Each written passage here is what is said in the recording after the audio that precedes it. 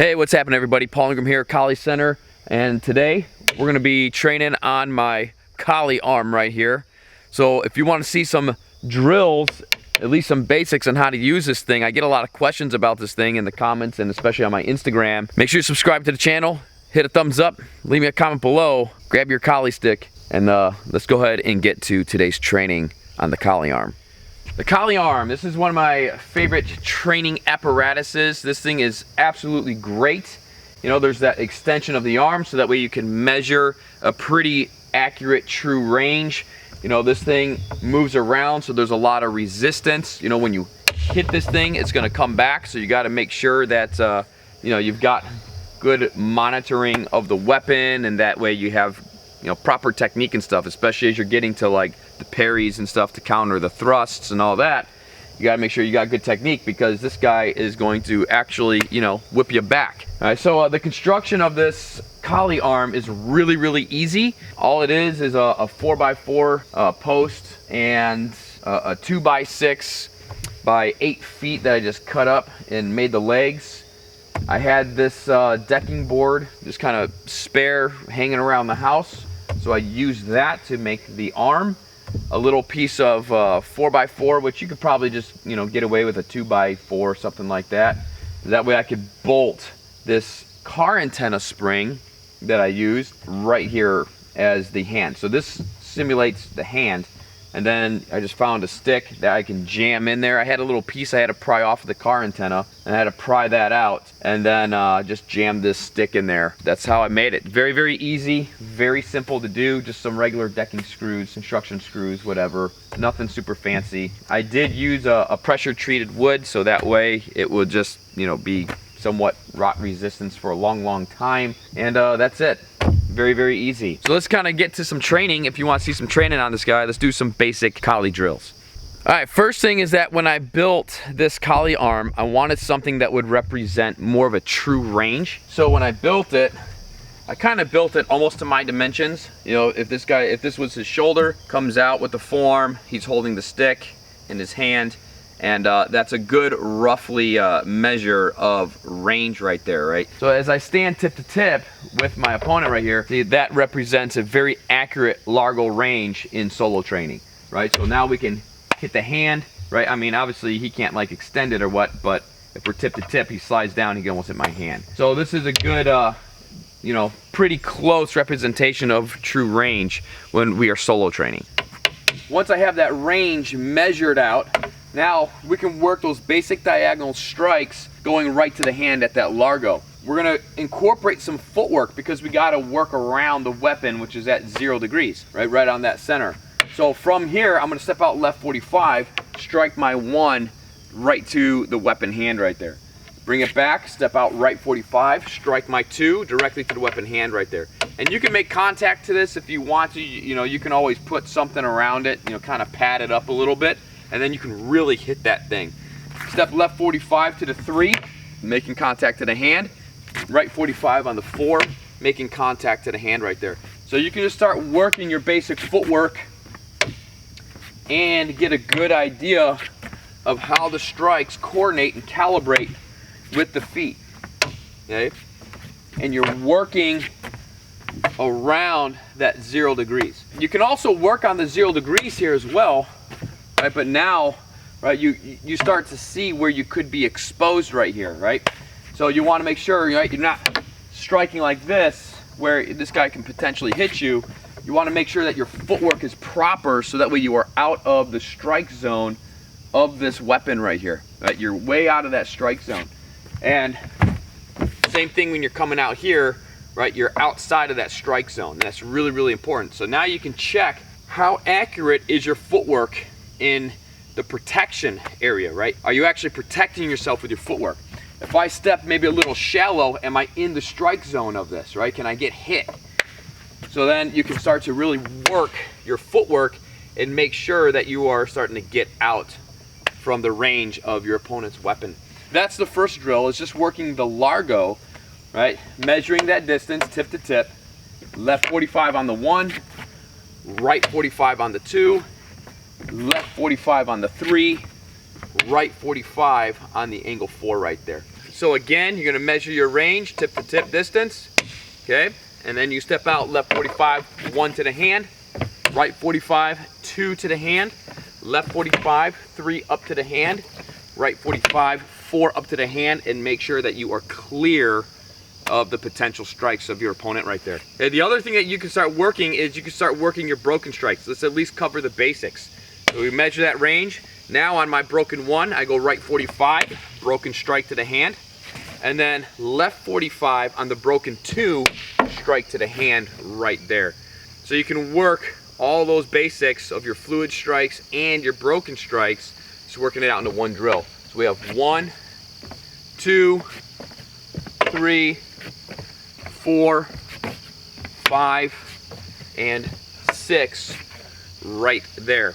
And you get to incorporate footwork with your strikes, and then understanding how to get off that 0 degrees, and you can do all that little checking to make sure that you are out of the follow through of their strike or the potential of a strike, right? So develops not only the physical skill, but also develops quite a bit of that that interpretation of the visual acuity as well. We can also work some of the entries. So I want to give us 2 entries. We're gonna do what's more so as a breakout. If we were to come in to jam up the opponent's weapon or make contact on the 1, okay, we can come in on this. We want to make sure we create that X, and then we're going to rake through with that puño, and then we're going to come all the way into that strike.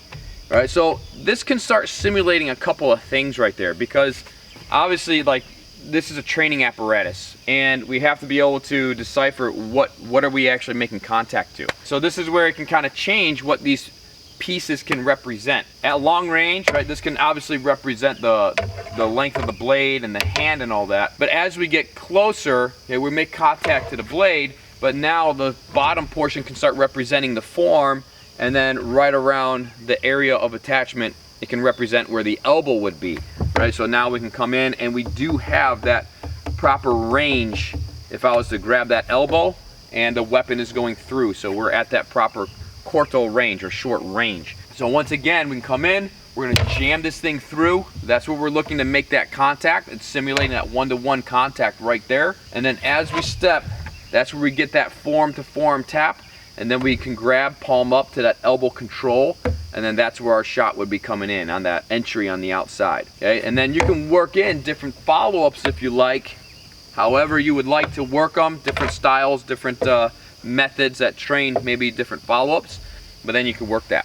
We can also work on breaking to the inside, and where we do the same thing, but we're gonna attach that number 2. And then I come in, raking with that puño strike right there. You can puño it, you can cut it, or however you want to follow up. But at least you get to start training the basics. And if you don't get this right, this thing can come back and whap you. So you're gonna, be able to pay a little bit more attention, and it gives the idea of some resistance, because this thing is pushing back on me a little bit right now. So I got to make sure that I have control of all this. You can start simulating other things as well, as if they're trying to come down, right? How do you follow that energy if they're trying to come down? All kinds of things that you can start really playing with, with your own visualization and your own creativity on the tool. So from here, we're gonna strike in, break in right there to the inside, give them a puño strike, give them that angle 2, maybe a thrust, and then work your way back out. So the cool thing is that you can get a pretty good workout with this training apparatus. You can take these 2 drills, the Largo drill and a basic entry drill, and you can start just training it and kind of working through the motions.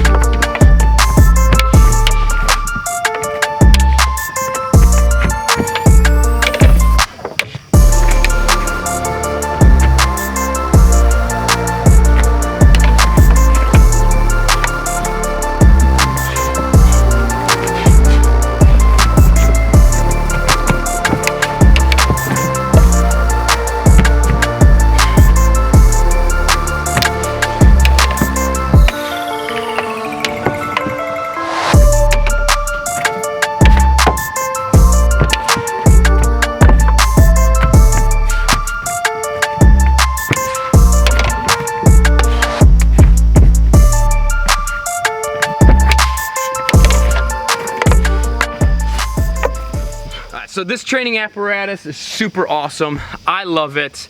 And you can train anything on it. So you can train with your rattans, you can train single stick, double stick, knife, spotty daga, empty hands.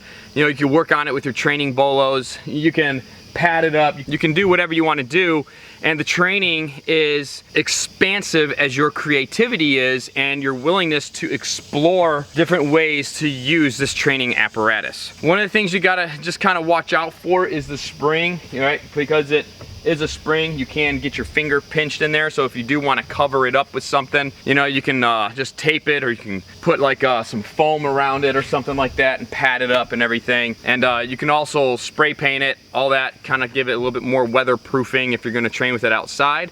But it's fantastic. And the way that I built it is that while you're training with it, it can rotate as well. So it can spin. So that way you have to be a little bit more dynamic in your training. Yeah, you can build it to where it doesn't do that and it can just be locked in, or you can build it to where the thing is gonna be able to rotate and move around a little bit as you're training, as you're putting in a little bit more heat on it. And it kind of gives you a little bit more of a realistic energy where there's gonna be movement and rotation of the fight, of the bout, and you got to apply your footwork. And this is what I was looking for in the design of this apparatus, was the ability for it to move, so that way I can operate my footwork along with my weapon. Because a lot of our solo training with apparatuses, like if we're striking tires, a heavy bag, or bob, they're pretty solid. So you're pretty limited on how to work your footwork. But because this thing has rotation to it, okay, it'll rotate with you. It allows you to have to work some of that circling footwork and everything. And you know, you can work your triangles, your segments, your circling footwork, all the different methods of footwork you can work with this little training arm, with this training apparatus. And at the same time, because of the extension of the arm right here, we have a much more accurate depth of range when it comes to, you know, make sure that we're properly measuring that range. So we got good range, we've got good footwork activity, and you can literally train any area of Kali on it that you want. So I do have a few more add-ons that I'm eventually going to be building onto this guy, and then I might even end up building a second one, so then I have all the, you know, the doble and the spotty adagas and all that stuff. But this is a great starter. Today you got a couple of great drills just to kind of get started with on your training with one of these if you want to build one, and start playing around with it and start exploring with it. Got a good start point, and then you can kind of venture on your own and get creative and explore.